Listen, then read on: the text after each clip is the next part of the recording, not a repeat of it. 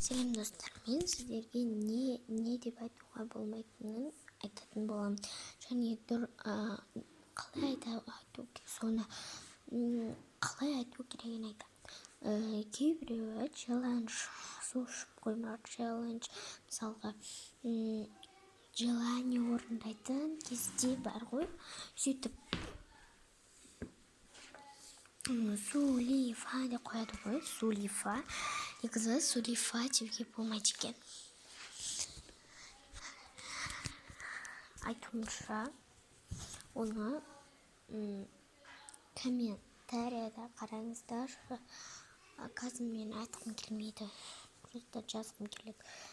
Мен шынша қорқамын, сол үшін айта алмаймын, жазсам болады. Мен жасым 12-де. Мен өзім жайлы құпиямды айтайын. Менің жасым 12-де. Нешінші сынып оқимын.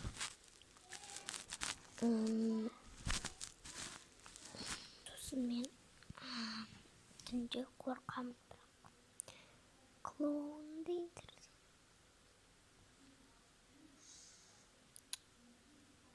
Жарайды. Ол менің бәрін комментария немесе астындағы сілтемеде көресіздер. Осы видеоның астын қарасаңыздар, сілтеме тұрады, сода жазатын боламын. Ал ана Сулифа деуге болмайтынын, оны комментарияда бір комментария тұрады, соны мен жазамын. Өтініш сіздерде комментарияға жазып өтіңіздер. Мен соны жазамын.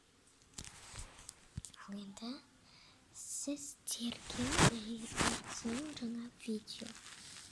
Сіздерге жаңадан бір видео шығатын болады. Көресіздер.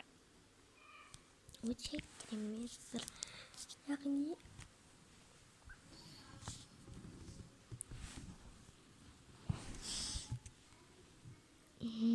өздеріңіз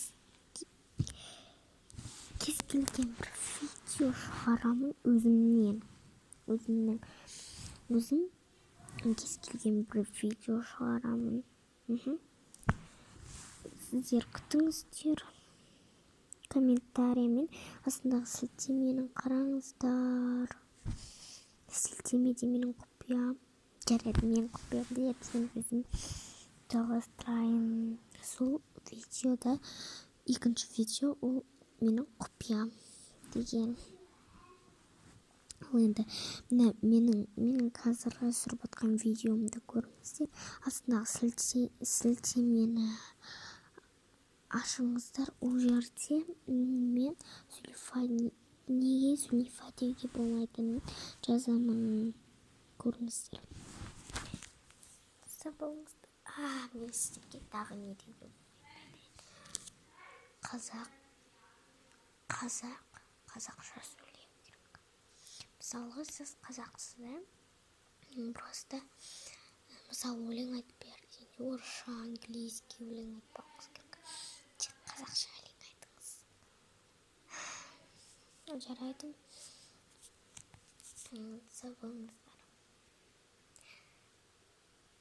Сілтемені ашып қараңыздар.